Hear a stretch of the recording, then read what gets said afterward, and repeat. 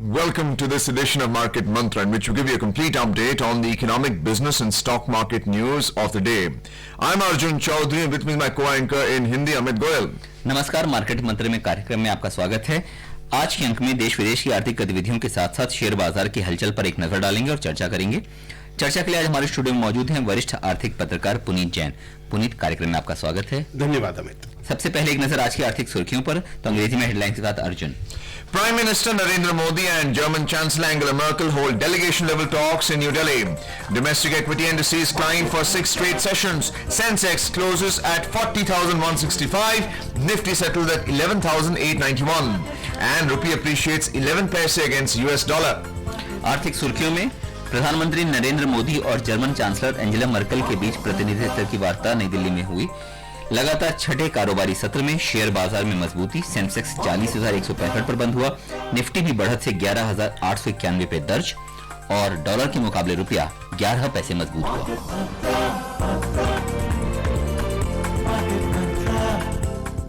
In our top story, Prime Minister Narendra Modi today said India and Germany will strengthen bilateral and multilateral efforts to combat terrorism and extremism. Making a statement after the delegation-level talks with German Chancellor Angela Merkel, Mr. Modi said both countries are also working on opportunities in e-mobility, smart cities, inland waterways and environment conservation. He said Angela Merkel has played a significant role in the last 15 years to strengthen Indo-German ties. Angela Merkel said agreements between India and Germany will strengthen ties between the two countries. She congratulated India for moving towards renewable energy. Earlier, several agreements related to new technology, artificial intelligence, agriculture, coastal management and education were signed between the two countries during the 5th Indo-German intergovernmental consultations. Chancellor Merkel, who arrived in New Delhi last night on a 3-day visit, was greeted by Prime Minister Narendra Modi at a ceremonial welcome at the forecourt of the Rashtrapati Bhavan this morning.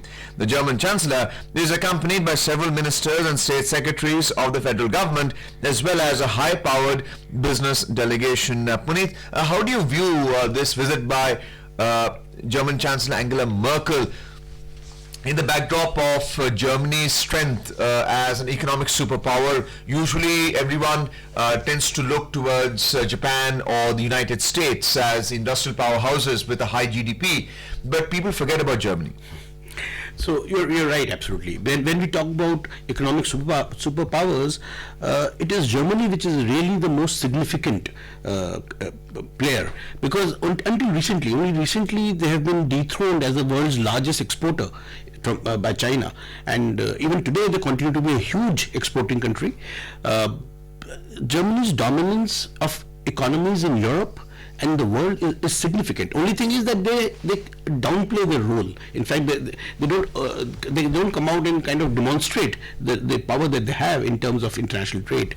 I think Germany, and also we must remember Germany is the 4th largest economy in the world. Hopefully if India becomes a $5 trillion economy, then we will be rivaling the GDP of Germany. Therefore India and Germany have some kind of a common shared goals in terms of economic growth, in terms of pushing trade. So I think it's really important. If we somehow, so India is trying to create this arc of influence which involves countries across the Pacific with ties with Japan, with Germany, which diversifies our economic goals. Specific to building and construction, where the industry has seen a great deal of default on the part of builders because of fraud and embezzlement of corporate money, many have seen towards German developers to straighten out this problem within the policy of the smart city as proposed by the central government. How do you see Germany taking an active role here? See, Arjun, interestingly, Germany is mostly seen only as an exporting country, particularly by countries in emerging economies like India, because we are used to German cars, we are used to certain German capital goods, machinery, but Germany has not played a very significant, or German companies have not kind of gone overseas and made investments. Therefore, you don't in other economies. economies. Therefore, you do not hear of many German companies which have made investments in assets besides capital goods and besides selected industries. They do not participate in general consumer-facing businesses. Whereas you will find a lot of American, Japanese, and Chinese companies are in consumer-facing businesses. So clearly, they are more popular. But the truth is that Germany has enormous economic power. In fact, you must remember that the entire European Union economy is kind of run by the money from Germany, from surpluses from Germany. And Germany, as you would know, has traditionally had a policy where they do not have any trade deficit. They have always had a balanced budget. So they have a very strong economy. How do you see this in the context of Brexit, where India has always traditionally looked to its colonial masters, the United Kingdom, and it has continued even after post-independence. Now with this new development of Brexit and perhaps a new referendum, how do you see Germany's role improving vis-a-vis UK? So we know that Brexit actually is a tug of war between primarily the British politicians and Germany, because British politicians or whoever favors Brexit, they feel that they are being dominated or being subdued by the German prowess in economy and the European Union economy.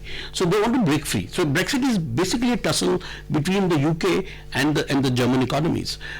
In this context, I think Germany is also now looking to diversify its area of influence. They are willing to share their technology because they have cutting edge technologies, and they can help countries like India a lot, because we can look at them for like Make in India program can really draw from German expertise in manufacturing. And therefore I think if we are able to partner Germany, and if we are able to bring it forth, the importance, and really underline that partnership, I think India has a lot to gain in terms of boosting its manufacturing sector. Puneet, Germany जिस तरीके से engineering क्षेत्र हो या इस तरह की जितनी भी गतिविधियां होती हैं, उसका एक नैसर्गिक मार्केट लीडर रहा है, तो भारतीय कंपनियों के लिए ये कितना बड़ा अवसर हो सकता है कि वो इस तरीके की व्यापारिक गतिविधियों में साझीदार बनकर और वैश्विक बाजार में अपनी पैठ या अपनी पहुंच बना पाए? देखिए, अभी तक भारतीय जो बाजार रहे हैं, खासतौर से जर्मनी के कॉन्टेक्स्ट में बात करें तो उनके लिए हम एक एक्सपोर्टिंग आपके इसमें मार्केट रही है। जर्मनी की बहुत कम कंपनियां, जैसे मैंने पहले भी जिक्र किया, बहुत कम जर्मन कंपनीज भारत में आके सामान बना करके इंडियन कंज्यूमर्स को ये बना रही हैं। ज्यादातर हम जर्मनी के जब प्रोडक्ट्स की बात करते हैं, हम लोग इस्तेमाल करते हैं, ज्यादातर जर्मन गाड़ियां जो हैं वो बहुत पॉपुलर हैं भारत में। इवन जर्मन मशीनरी जो है, जर्मन मैन्युफैक्चरिंग की टेक्नोलॉजीज है, वो बहुत रिस्पेक्टेड भी है, बहुत पॉपुलर भी है। उसके बावजूद हमने देखा है कि जर्मनी ने भारत में बहुत बड़ा डायरेक्ट निवेश नहीं किया। फॉरेन डायरेक्ट इन्वेस्टमेंट बहुत कमजोर है। तो जरूरत है हमें कि जर्मन कंपनीज भारत में आकर इन्वेस्टमेंट करें। और जैसे हमने पहले भी जिक्र किया कि मेक इन इंडिया प्रोग्राम जो मैन्युफैक्चरिंग पर फोकस करता है, जॉब्स क्रिएट करने के लिए फोकस करता है, मेक इंडिया प्रोग्राम को बहुत बड़ा फायदा हो सकता है जर्मनी के साथ यदि हम साझेदारी करें और पार्टनरशिप करें। और मुझे उम्मीद है कि देखिए, एक और बात है, अभी तक भारत जो है उसकी, मुझे लगता है कि इंटरनेशनल स्टेज पर वो स्टेटस नहीं था कि वो ऐसा कह सके कि हम कटिंग एज टेक्नोलॉजी हम जर्मन कंपनी के साथ मिलकर के हम वो अडॉप्ट करना चाहते हैं, मैन्युफैक्चर करना चाहते हैं। लेकिन अब जो भारत का जिस प्रकार से इमेज चेंज हो रही है, जिस तरह से उनका इन्फ्लुएंस बढ़ रहा है, मुझे लगता है हमारे पास एक अपॉर्चुनिटी है to get that kind of status in on world stage. चलिए नजर डाल देते हैं शेयर बाजार पर। मुंबई शेयर बाजार में आज लगातार छठे कारोबारी सत्र में तेजी का दौर रहा और सेंसेक्स 0.1% की बढ़त से 36 अंक बढ़कर 40,165 के स्तर पर बंद हुआ। नेशनल स्टॉक एक्सचेंज का निफ्टी भी 0.1% की मामूली बढ़त 13 अंक बढ़कर 11,891 के स्तर पर बंद हुआ। बीएसई मिड कैप सूचकांक में 0.1% और स्मॉल कैप सूचकांक में 0.3% की बढ़त दर्ज हुई। The BSE benchmark Sensex today notched up gains for the sixth straight session as risk sentiment remains skewed towards equities, even amid lackluster macroeconomic data. After a seesaw session, the 30-share index settled 36 points or 0.09% higher at 40,165. The index is about 100 points shy of its all-time closing high of 40,267.62 hit on June 3 this year. The broader NSE Nifty advanced 13 points or 0.11% to close at 11,891. During the week, the Sensex rose 1,107 points or 2.83%, while the Nifty gained 307 points or 2.64%. Top gainers in the Sensex pack on Friday included IndusInd Bank, Tata Steel, Vedanta, Tech Mahindra, ONGC, Axis Bank and ITC rising up to 5.2%. On the other hand, Yes Bank was the biggest laggard, tumbling 5.5% ahead of its quarterly results. TCS, Mahindra & Mahindra, Asian Paints, Tata Motors, Larsen & Toubro, HCL Tech and NTPC too lost up to 3%. Recent peaks were short-lived and profit booking emerged, especially in companies that rallied substantially in the past few weeks, analysts said. Investor sentiment was also subdued after official data showed that output of 8 core infrastructure industries contracted by 5.2% in September, the lowest in a decade, indicating the severity of the economic slowdown. Moreover, manufacturing activity continued to weaken in October, with factory orders and production rising at the weakest rate in 2 years. Sectorally, BSE Metal, Telecom, Bankex, Realty, Finance, Healthcare and FMCG indices rose up to 2.5%. On the other hand, consumer durables, IT, auto, capital goods, oil and gas, energy and tech lost up to 1.2%. Puneet, how are you looking at the market at the end of the week? It went up by 3%. There was also profit booking, but this is in the backdrop of weak macroeconomic data. What does the coming week hold for us? So Arjun, it's very interesting. If you look at the macroeconomic news or the headlines, then you tend to get a feeling that the economy must be going through a very bad patch and must be suffering a lot. But if you look at the stock market indices, then they're at all-time high. I mean, we crossed 40,000 on Sensex to hit the all-time high on Sensex. We are also near to the all-time peak. Just 100 points short. Nifty. So clearly, there's something else which is going on. And a lot of people think that it is not in sync because they believe that the stock markets are out of step with the economy. However, I don't believe that. I believe that stock market or stock indices are high frequency indices. They tell you much ahead of the economy, of the economic numbers, that what is happening. Last year, if you remember, indices started falling somewhere in the middle of last year, middle of 2018, several months ahead of the bad economic news which came. So markets are usually 6 months to 9 months ahead of the economy in indicating which direction the economy is moving. Therefore, my sense is that the current market scenario is telling us that going forward, maybe 6 months from now, we will see an improvement in economic numbers. Second major thing that I have, trend that I have seen is that foreign investors have now turned significantly positive on India. You will be surprised. In fact, FIIs have been very big sellers in India since 2015. In fact, through 2015, 16, 17, 18, for 4 years, FIIs were net sellers in India. And probably 2019 will be the first year after a gap of 4 or 5 years that FIIs will have positive investment in Indian markets. So I think that is a very big positive that should bode well for markets as well as for economy, because it will give some stability to currency and to other macro data.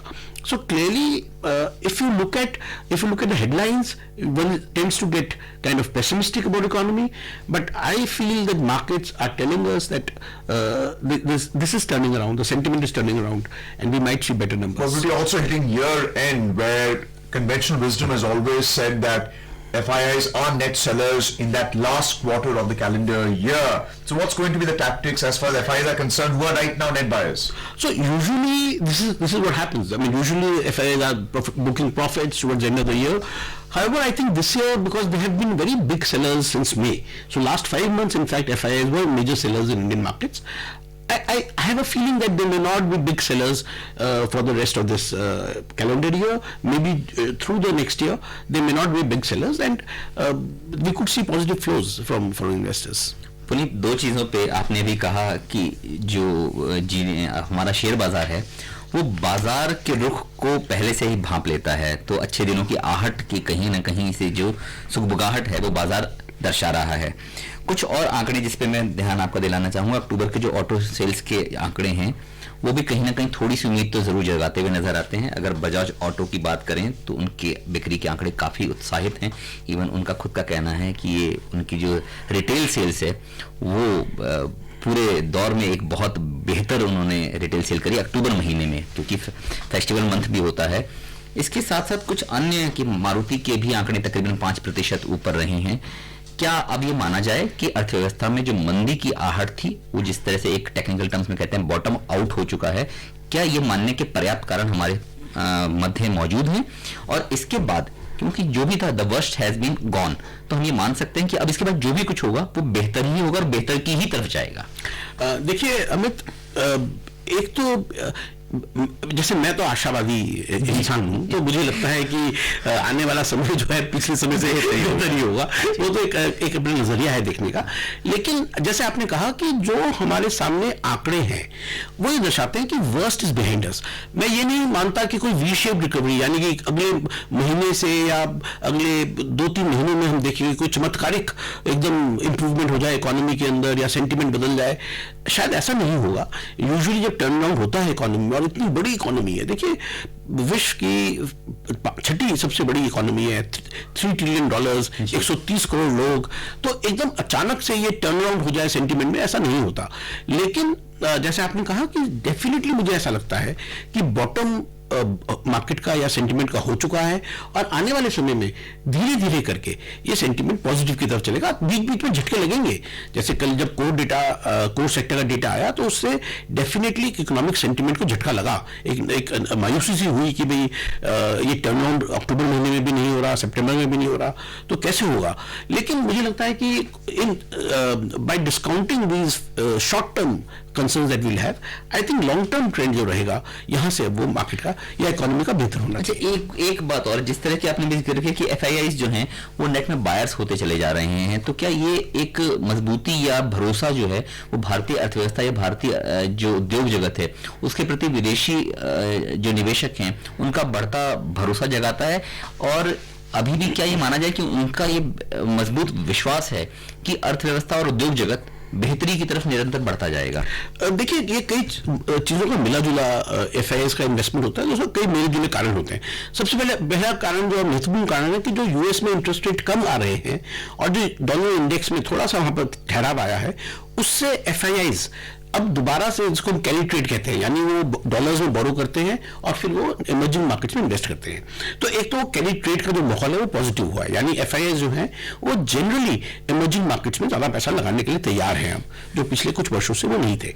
दूसरा, उसके बावजूद भी जो आपने एक बात कही कि क्या वो भारत की तरफ उनका रुख ज्यादा पॉजिटिव है, मैं कहूंगा जरूर, क्योंकि एक हम कहते हैं कि premium to the emerging market, यानी जो भारतीय बाजारों को जो वैल्यूएशन वो देते हैं, यदि हम आज का पी मल्टीपल देखें निफ्टी का, तो करीब करीब 27 टाइम्स है अर्निंग्स का for the past 12 months. Forward देखते हैं हम तो नेचुरली वो थोड़ा प्रीमियम कम होता है, लेकिन ये बाकी इमर्जिंग मार्केट से करीब 30% ज्यादा वैल्यूएशन एफआईआईज दे रही है भारतीय बाजारों को। ये डेफिनेटली दर्शाता है कि वो भारतीय बाजारों में या इकोनॉमी में उनका कॉन्फिडेंस ज्यादा है बनस्पत जो दूसरी इकोनॉमीज हैं। यदि हम दूसरी इमर्जिंग इकोनॉमीज की बात करें तो डेफिनेटली मुझे लगता है कि यदि ये इजी लिक्विडिटी चली इंटरनेशनल मार्केट्स में तो उसका फायदा हमारे अर्थव्यवस्था को हो सकता है। इजी लिक्विडिटी पे ही मैं आपका ध्यान चाहता था, क्योंकि रिजर्व बैंक ने भी बहुत बार इस तरीके से तरलता के लिए अपने रेपो रेट घटाए, बाजार दरों को और सहूलियत भरा बनाने की कोशिशें करी, लेकिन क्या आमतौर पे इसका फौरी फायदा उद्योग जगत तक पहुंच रहा है? क्योंकि अभी हाल ही में आईसीआईसीआई बैंक ने भी और कुछ और बैंकों ने भी ब्याज दरों में छोटी ही सही लेकिन कटौती का रुख तो शुरू कर ही दिया है। देखिए, अगर हम इफेक्टिवली आज लेंडिंग रेट्स की बात करें और रिटेल लोन्स की बात करते हैं, कंज्यूमर ड्रिवन इकोनॉमी होनी चाहिए, कंजम्पशन से ही आगे इन्वेस्टमेंट ड्राइव होगी, तो आज हाउसिंग लोन जो है वो 8% के 8.15 के दर पर आपको जो नॉर्मल लोन्स हैं वो आपको मिल सकते हैं। इवन कार लोन्स जो वाइट गुड्स के लिए लोन जो हम कहते हैं वो भी 9%, 9.5% के दर पे आज मिलने के लिए वो मिल रहे हैं। बल्कि कार लोन में देख रहा था कि अब तो कई बैंक्स 10 वर्ष की ईएमआई कार लोन्स के ऊपर ऑफर कर रहे हैं। तो कुल मिलाकर जो एक क्रेडिट का माहौल है वो बेहतर हो रहा है। जो कॉर्पोरेट लोन्स थे, यानी जो कंपनीज जो लोन लेती थी और निवेश करती थी, वो सेगमेंट अभी बहुत स्लो है। वहां पर अभी कॉन्फिडेंस नहीं है नई बड़ी फैक्ट्रीज लगाने के लिए।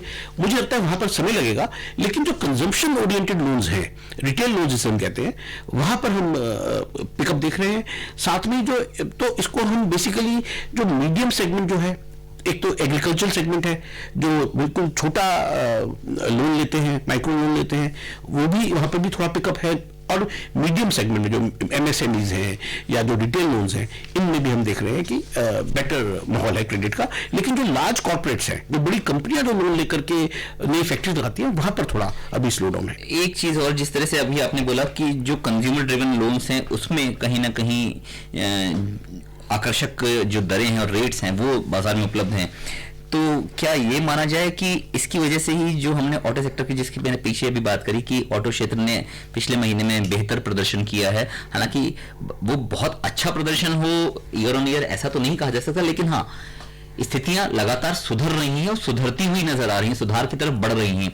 क्योंकि अगर इस तरह से कुछ कंपनियों के जो आंकड़े देखे जाएं या उनके जो बयान आए हैं वो वाकई में बड़े उत्साहजनक हैं, तो क्या इसमें इस तरीके की जो तरलता है या जो आसान लोन उपलब्ध कराना सरकार की प्राथमिकता रही है, उसका एक बहुत बड़ा योगदान है? डेफिनेटली। देखिए, सरकार ने कई कदम उठाए थे, जैसे डिप्रिसिएशन का प्रोविजन उन्होंने बढ़ाया, यानी टैक्स का बेनिफिट होता है कंपनीज को, उसी प्रकार से उन्होंने कई और कदम उठाए ऑटो सेल्स को सपोर्ट करने के लिए। साथ में ही जो सबसे बड़ा कदम था वो आपने जो बताया, लिक्विडिटी इंप्रूव हुई और इंटरेस्ट रेट कम आने से। तो इन सबका मिला जुला रुख है, जिसकी वजह से हम देख रहे हैं कि ऑटो सेल्स बढ़ रही है। देखिए, ऑटोमोबाइल सेगमेंट, मैं उसको थोड़ा अंडरलाइन करना चाहूंगा कि हम बार बार ऑटोमोबाइल सेगमेंट की बात करते क्यों हैं।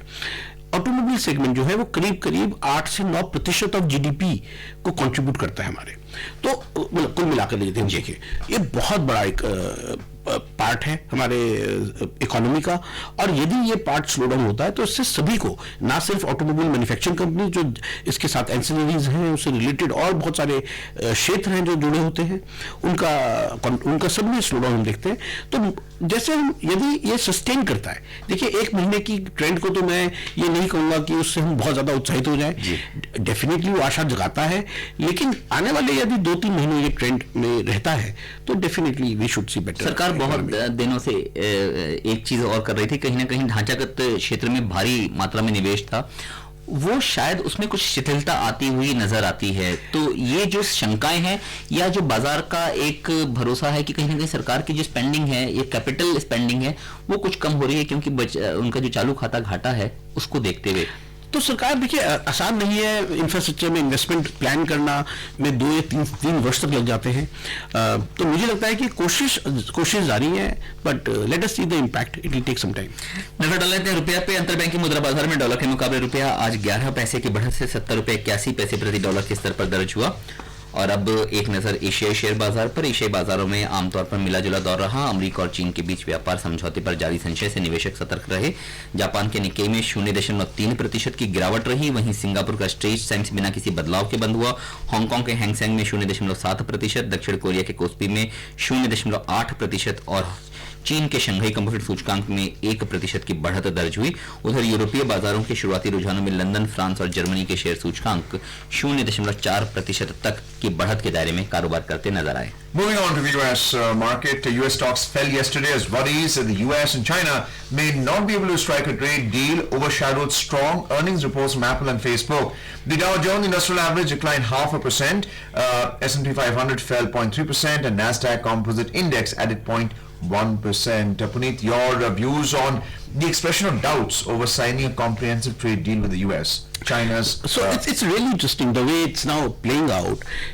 Now US seems to be more keen on sending out signals that it is ready to sign the deal, and China seems to be, kind of pushing back, and they're not very keen or not very eager to sign that deal, which is very interesting because they're saying that they may not be able to sign long-term deal with President Trump, and they would rather wait for the new administration to come in. So a lot of I think a lot of strategic considerations are in play right now in the US-China trade. Is this based on IP protection that the US is imposing on China? That is what US wants. Ultimately, they want to protect the IP rights that they have. Only I think what is important is that that the situation will not deteriorate further. I don't think US is going to push ahead now with more tariffs on Chinese goods. So I don't think they will ratchet up the entire gamut of steps that they were taking against Chinese imports. So I think the trade deal will not worsen from here. Trade environment, it will kind of linger around here. There will be hopes, there will be some setbacks, but I think again the worst in terms of a trade war between US China may be behind us. अक्टूबर के दौरान GST कर संग्रह 95,380 करोड़ रुपए रहा। पिछले वर्ष की समान अवधि में यह 1,07,10 करोड़ रुपए रहा था। लगातार तीसरे माह जीएसटी कर संग्रह 1 लाख करोड़ से नीचे रहा है। हालांकि सितंबर 2019 के 91,916 करोड़ के मुकाबले अक्टूबर में जीएसटी संग्रह में सुधार हुआ है। किस तरह से इस आंकड़ों को देखें? अगर देखते हैं 1 लाख करोड़ से नीचे रहा है, चिंताजनक है, लेकिन अगर सितंबर महीने के दौरान से मानते हैं तो तकरीबन 4,000 करोड़ रुपए जीएसटी कर संग्रह बढ़ा है। देखिए, मैं इन फिगर से कोई बहुत उत्साहित नहीं होता हूं, क्योंकि एक तो ये फेस्टिव सीजन की सेल्स थी इस दौरान, और वो बहुत आशा दिलाने वाली नहीं है अनफॉर्चुनेटली। तो definitely I think jury still out on the fact कि इस डेटा से हम क्या ये कंक्लूजन निकाल सकते हैं कि इकोनॉमिक नंबर्स टर्न अराउंड हो रहे हैं। जैसे मैंने पहले भी कहा था कि कुछ आंकड़े ऐसे हैं जो आशा को जगाएंगे, कुछ आंकड़े ऐसे आएंगे तो मिक्स बैग रहेगा ये, जहां पर आपको मायूसी होगी। तो अभी ये आसान नहीं होगा कहना कि हम टर्न अराउंड कर रहे हैं, बट डेफिनेटली मुझे लगता है कि आने वाले समय में ये आंकड़े भी थोड़े थोड़े इंप्रूव होने शुरू होंगे। लेकिन जो फिलहाल जो जीएसटी डेटा है वो थोड़ा मुझे नाउम्मीद, थोड़ा डिसअपॉइंटिंग है। इसको वापस से पुराने सवाल से जोड़ूंगा कि जिस तरह से सरकार के पास उतनी, उसकी शायद झोली में उतने पैसे कहां से आएंगे जिस तरह की सारी चीजों को संपूर्ण रूप से खर्च करने के लिए पैसे मिले, चाहे वो बुनियादी उद्योग की बात हो, चाहे बुनियादी ढांचे की बात हो, या कहीं ना कहीं रोजगार को उत्पन्न करने वाला क्षेत्र हो। क्योंकि जीएसटी कर संग्रह अगर घट रहा है तो इसका सीधे सीधे इम्पैक्ट सब जगह पे आएगा। नहीं, आप ठीक कह रहे हैं, और बहुत बड़ा चैलेंज है। मुझे भी, मेरे पास भी कोई रेडी एक इसका आंसर नहीं है, पर कोशिश कर रहे हैं डिसइन्वेस्टमेंट से आप नॉन रेवेन्यू, जो नॉन टैक्स रेवेन्यूज है वो ग्रो कर सकते हैं आप, पर डेफिनेटली एक बहुत बड़ा चैलेंज है। इसका माना ये जाए कि सीधे सीधे कहीं ना कहीं हमारा जो चालू खाते का घाटा है उस पर भी इसका फौरी तौर पर असर पड़ता हुआ नजर आता है, क्योंकि कहीं ना कहीं शायद जो प्रत्यक्ष कर संग्रह है और अप्रत्यक्ष कर संग्रह है उसमें भी तो कहीं ना कहीं दिक्कतें सामने आ। डेफिनेटली, तो मुझे लगता है जो फिस्कल डेफिसिट हमारा टारगेट है 3.3% का, वो शायद कहीं ना कहीं अंडर प्रेशर जरूर रहेगा। You also have the corporate tax rate cuts announced by the central government. Is the difficulty balancing the books? How do you see the government coming out of that? So government, of course, I think will rely somewhat on exceeding that 3.3% deficit target. US has a deficit of 4.5% of GDP. We often forget this, and they have a $20 trillion economy. So I think we can exceed the deficit a little bit without upsetting our macro numbers. Let's have a look at the oil market now. Oil prices were little changed today, but set for a slide of about 4% on the week, hurt by rising global supply and concerns about future demand. Brent crude prices were trading around $60.20 per barrel. WTI prices were at around $54.80 per barrel when reports last came in. How do you look at these prices of per barrel oil? Arjun, I think they're kind of stable around $60 a barrel, and I think oil is going to stay in that range with certain weakness going forward. And about global supplies, I think that the demand is being hit right now? Yeah, I think demand is very soft compared with the supplies. Delhi सराफा बाजार में सोना standard 181 रुपए की बढ़त से 39,395 रुपए प्रति 10 ग्राम के स्तर पर रहा, जबकि चांदी भी 270 रुपए की बढ़त से 47,900 रुपए प्रति किलोग्राम के स्तर पर दर्ज हुई। अंतर्राष्ट्रीय बाजार में सोना बढ़त के साथ $1,513 प्रति आउंस के स्तर पर रहा, जबकि चांदी $18.13 प्रति आउंस के स्तर पर दर्ज हुई। कई बार आप बताते थे कि अगर डॉलर इंडेक्स घट रहा है तो सोने की चमक बढ़ रही है। सोने की चमक में कितनी चमक अभी और बची हुई है? देखिए, मुझे लगता है कि डॉलर इंडेक्स भी और गोल्ड के प्राइसेस भी अब स्टेबलाइज कर रहे हैं। डॉलर इंडेक्स अराउंड 97-98 पे स्टेबलाइज कर रहा है, और $1,500 के दर पर जो पर ट्रॉय आउंस गोल्ड भी स्टेबलाइज कर रहा है। मुझे लगता है आने वाले समय, काफी समय तक यही रेंज रहेगी। पुनीत, कार्यक्रम में आने और इस महत्वपूर्ण चर्चा के लिए धन्यवाद। धन्यवाद। और अब चलते चलते एक नजर आज की आर्थिक सुर्खियों पर एक बार फिर। Before we close, a reminder of the headlines. Prime Minister Narendra Modi and German Chancellor Angela Merkel hold delegation-level talks in New Delhi. Domestic equity indices climb for 6 straight sessions. Sensex closes at 40,165. Nifty settles at 11,891. And rupee appreciates 11 paise against the US dollar. And that's it in this edition of Market Mantra. For now, goodbye.